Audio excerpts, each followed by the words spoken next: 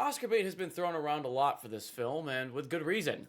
Making a crime slash musical slash thriller slash drama film regarding a transitioning cartel leader in Mexico is bound to turn some heads, especially since it was created by a French director that had the gall to not even learn the basic parts of Mexico's culture or even trans culture. Now, this is all hearsay for myself because I've only heard about the horrors of this movie, so I shouldn't spout negativity nor criticism without seeing this movie first. All I really wanna know is where this thing is going, cause what I have noticed is your hand in mine. Reading the basis of this movie, I immediately started feeling a sense of positivity about it, stating on IMDb, quote, Emilia Perez follows four remarkable women in Mexico, each pursuing their own happiness.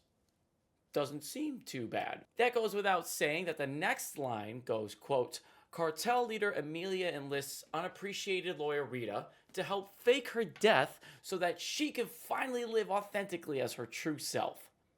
I'm sorry, cartel leader? I thought this was a joke, so I went onto Rotten Tomatoes to further solidify my reaction, and there it was again.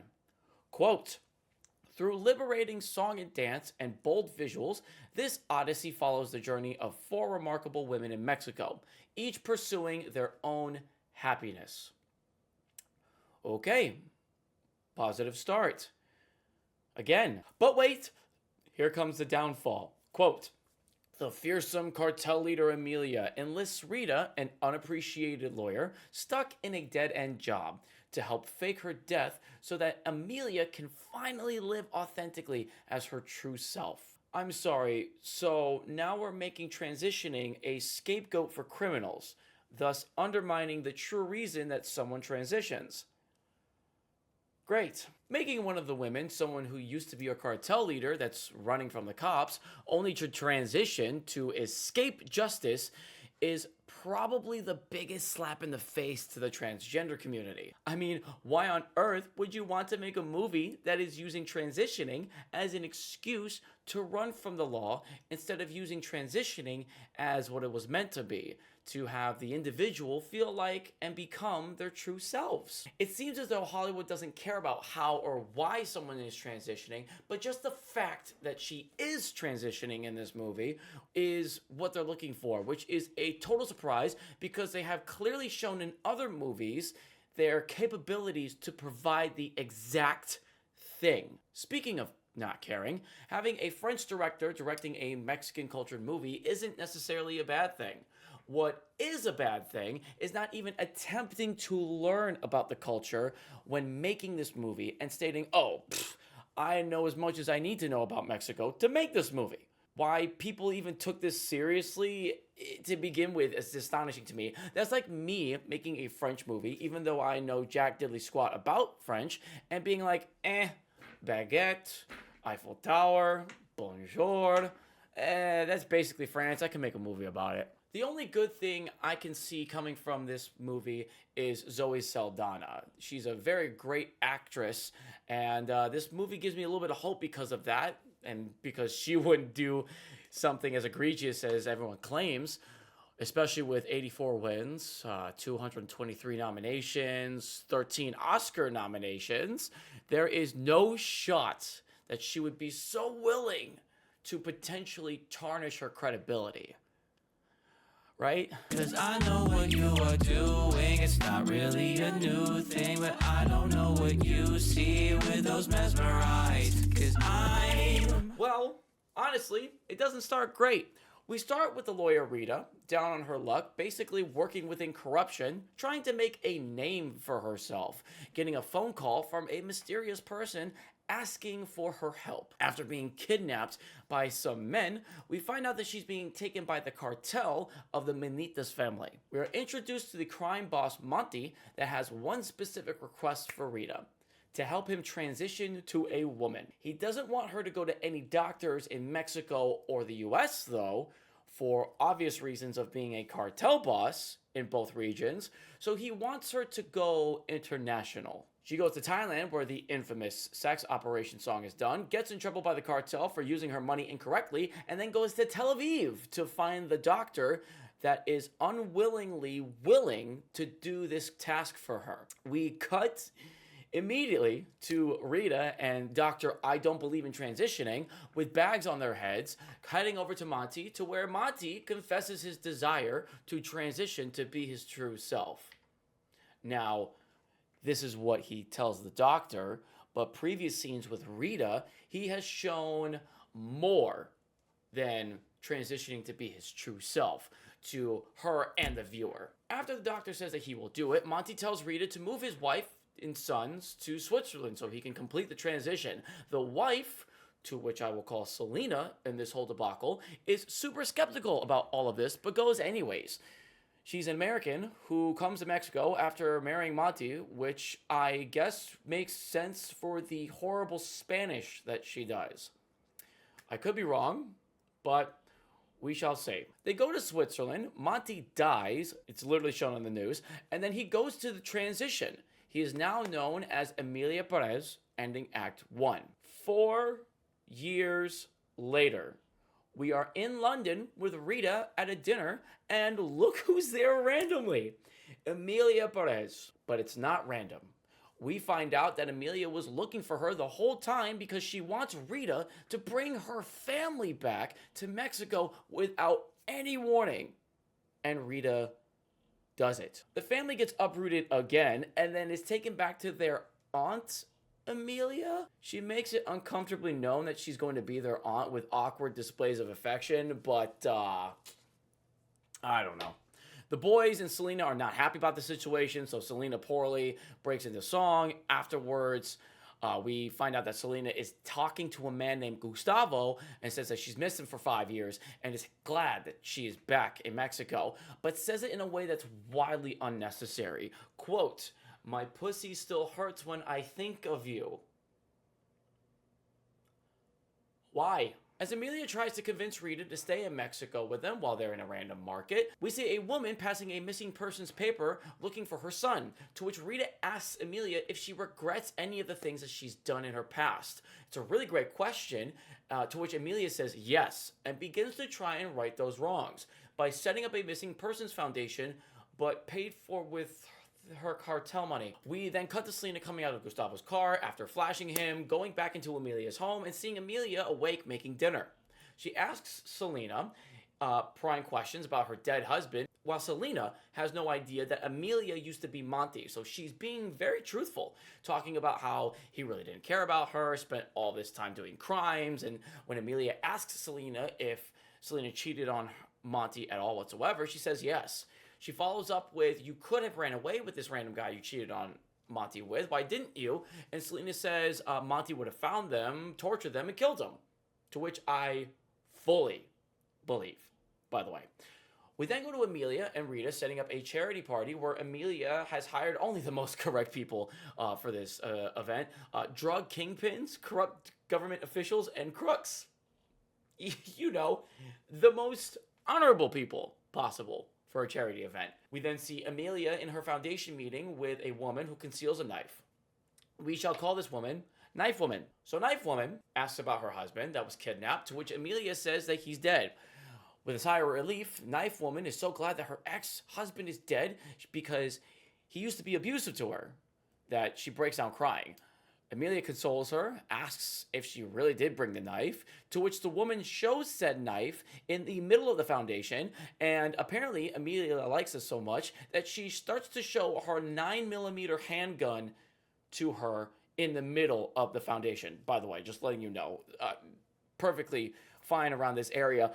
I don't know why, but you know what's great? We immediately cut to Emilia in a robe, in a different home, making out with Knife Woman. They break out into song, and the song is roughly about Emilia feeling both Monty and like herself, and struggles with that. We then cut to Selena with Gustavo being in love, then her walking into Emilia's home, where Emilia then says to Selena that although she's young, she should be making sure that she takes care of her sons. Selena then agrees to this, and then tells Emilia that she's going to be getting married. Emilia, unfortunately, upset with this, but also happy about this, asks about it, to which Selena says that she's going to be finding a place with Gustavo and moving out with the kids. Emilia, not happy about this, screams and throws around Selena, saying that my children stay here. Obviously, Selena is confused about this and says, no, these are my children. What are you talking about? Because, like, what the fuck else are you supposed to say about this situation? She has no idea that Emilia was previously Monty. We then cut to Gustavo getting beaten up and, told to leave the city, but I guess that's just what we do now with our cartel muscle. Potentially, the next day, we see that Selena and the boys are gone, and Emilia is pissed. She calls Rita about it while Rita is at the foundation and basically tells her that she did this to herself. What else did you think was gonna fucking happen? Like, no shit. Selena then calls Rita because Emilia froze those accounts and is upset about it, of course, and asks a really great question. How the fuck does Emilia know about these accounts? It's almost as if after Emilia transitioned, she kept the accounts to her own name. Knife Woman is at the foundation and is waiting for Emilia because they're in love, and Rita then says to wait with her while she calls Emilia. After a moment of panic, we find out that Emilia was kidnapped, and you will not guess who the fuck did it! You won't guess who did it. Actually, you will, because I'm about to tell you. After we see Emilia's severed fingers, a $30 million ransom, Rita making a phone call, and a mini montage of Rita with cartel members, by the way, getting ready to get Emilia back, we see 3 trucks driving towards an abandoned building that has Gustavo, cartel guys, and Selena fucking Gomez, with Emilia bound, bagged, and bleeding out. A shootout ensues, and while Emilia is dying, she confesses to Selena that she was actually Monty who transitioned into Emilia. And of course, Selena Gomez is completely fucking confused. Gustavo, noticing that he's losing the gunfight, throws Emilia into the back of the trunk, and then gets Selena into the car, and then drives off. Selena, then riddled with guilt, pulls a gun on Gustavo, demanding him to stop the car and get her husband out the trunk. Gustavo tries to pull a fast one, reaching for the gun while driving on the side of a cliff, and after a couple of shots and some fighting, they careen off the cliff, the car tumbles, crashes, and catches on fire! Oh my god, it catches on fire! It's the craziest shit, I'm not kidding! The next day, they set up a mourning parade for Emilia and sing about her excellence. That is the synopsis of this movie. Holy shit. Jesus fucking Christ. It's so bad. Feeling the juice, feeling it turn, rep after rep, feeling it burn. What can I do? Loosen the nerves, nothing's been said, I will observe. After the entirety of this movie, I was completely wrong. They were willing to tarnish their images. In my opinion, there's no way that you looked at this script, saw where it was being filmed, read the blatant lack of understanding of both the Mexican and the trans community cultures, sang those horrendous songs that were included in every single scene, and thought to yourself, yes, this is what I want to be a part of. This is the film that I want to have as my potential Oscar bait. The budget being $26 million and the box office only making $13 million at this point in time of the recording isn't surprising whatsoever. What is surprising to me is that we can't see the domestic numbers whatsoever again at the time of this recording. This says to me one of two things. One, the movie never made it to the big screen in the US because they knew it would bomb heavily, so they moved it to Netflix to try and gain some traction and some good ratings there. Or, number two, the movie never made it to the big screen in the US because they knew it would bomb heavily, so they moved it to Netflix to try and gain traction there, yet the numbers were so low and the ratings were so bad that they did not want to show how much of a failure this movie was in the US. Every single song is atrociously made, horribly written, lacks the understanding of both communities that it tries to portray, and it's like they're trying to one-up each other in worst songs ever. Everyone is talking about the sex operation song that they did in the Thailand scene, which in structure is abhorrent. It's one verse, one chorus, random chanting, and then it abruptly cuts to the next scene. Like they knew they were making a huge pile of shit and decided to serve it on the plate. They thought that this was the worst song in the entirety of the album. No. This isn't the worst song. The title being held for the worst song is actually in the gunfight closer to the end of the movie. Instead, of being truthful to her family in the beginning of the movie and going through the struggles that way, we see Emilia bleeding out, confessing to Selena that she was Monty and didn't actually die. It is such a bad song that it's not even on their album on Spotify. The song describes Emilia in her past life, talking about meeting Selena when she was 17 while she was dating her sister. 17. She then states that they were in a place randomly in Mexico and kissed and then had sex, apparently. I don't know what "to do the rest" means, but you get the idea. She then tells Selena that she knew that Selena had a kid with her, gave it up, and lied about the child being stillborn, and apparently it's all good. It's fine, and all is forgiven. Also, Selena was so disappointed in her family, apparently, that she had them in the back of the church during their wedding. And then Emilia chants "forgive me" while Selena is deservedly confused and crying. Here's why it's bad. 1, why are these the memories that you have to reflect your previous life with her? Meeting a 17-year-old while dating her sister, having sex with her, then bringing up her giving away your firstborn child, then talking about her basically disowning her family at their wedding.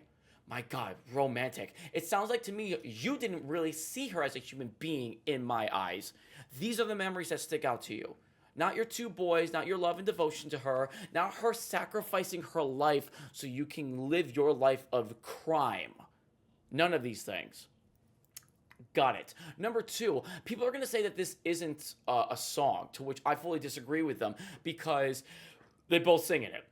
I don't care what the shitty French director says or the horrendous musical writers tell you. It's a fucking song. They sang in it. They knew it was going to be so poorly received that they didn't even put it in their album. They just put in the instrumental. Again, at the time of this recording. All of these songs lack every fiber of connectivity possible and are unable to create a building of sincerity and understanding because the foundation of this story is shaky, broken, and at best a fallacy. At worst, the foundation was not made for a home of being yourself, rather an apartment complex filled with stereotypes, lies, lack of true representation, actual good fucking music, actual conflict, and understanding the real life conflicts that both cultures and communities face. This is going to sound very rude, so I apologize to the people that may get offended by this next statement, but this is my hot take. I don't care about the joys you felt about transitioning when you clearly had a motive to run from justice, Emilia, and were willing to use your journey as the vehicle of disappearance, even though we see you in a more comfortable setting later in the end of Act 1.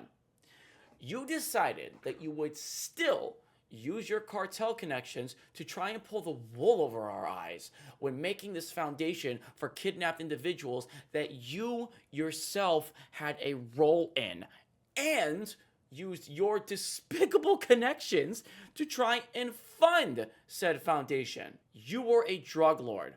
You even start with this movie by kidnapping your own lawyer that you wanted to hire. You were running from both Mexico and America, both of their governments, which we can verify because you didn't want surgeons or doctors from either location. You even stated that you were doing this transition for more than just feeling like your true self. Like, oh, I don't know, running from the cops. And when you returned as Emilia, you still used your cartel muscle to move your family back, beat up your widowed wife's boyfriend. Would you say widowed wife? I'm not sure. And also had your cartel boys try and get you back from your own kidnapping. I don't care that the doctor makes a salient point when he says, if he is the wolf, you'll be his sheep, because he prefixes this statement with the following, quote, if he is a he, she will be a he. If she is a she, he will be a she, thereby undermining what his potential next patient is wanting to do with their own bodies. I know. It's a very liberal thing of me to state, but it's also very American for me to say as well. I don't believe in the idea of telling others what to do with their bodies when it clearly isn't any of my fucking business. It's the Fourth Amendment, just like the 14th Amendment, to get a little political.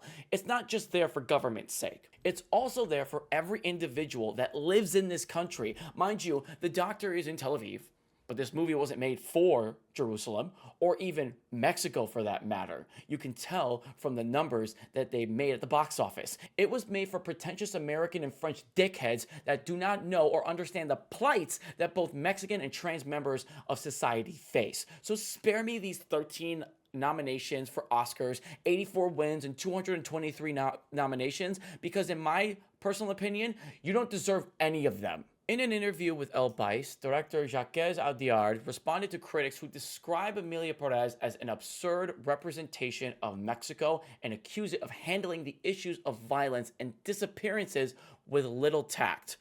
His quote, "I didn't want to make a movie about drug traffickers, and I didn't make a movie about drug traffickers. It's the story of a person who wants to change their life. It's not a redemption story for drug trafficking. Why deny a person the opportunity to become what they want to be?" His quote, he said, end quote. I hate to break it to you, you stupid piece of shit, but you did just that. You made a movie with a cartel boss transitioning, not just for their own personal feelings, but because they wanted to run from the law. I don't care that Emilia makes a foundation to find kidnapped individuals and have former drug cartel members come to aid in her desires, when the foundation was clearly funded by the drug money she made in her previous life, when she also was part of these kidnappings in her previous life, and is portrayed by people that clearly have no idea what Mexico is suffering through. This is probably the craziest shit you're ever gonna hear. One of your actresses that played a widow of a cartel victim even breaks down crying in an interview because she herself was kidnapped 18 years ago. Hey there, this is Editing Matt. You can tell that it's different because I shaved.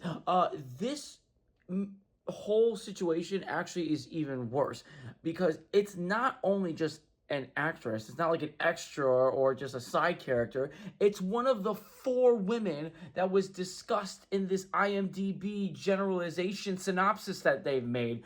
Adriana Paz was that woman that was victimized 18 years ago. What are you doing? Again, undermining the issues that the Mexican people face on a day-to-day basis. You basically took a victim of sexual violence and made them the partner of someone that experiences the exact same thing that they did. You do not understand the implications of this insanity, because if you did, you wouldn't have made this movie. To be honest, the director should never be able to make any international movies ever again and stick to just French films. And the musical writers of this nonsense should do the exact same thing. In conclusion, Johann Sacrebleu did it better. All I really wanna know is where this thing is going, cause what I have noticed is your hand in mine, cause I know what you are doing.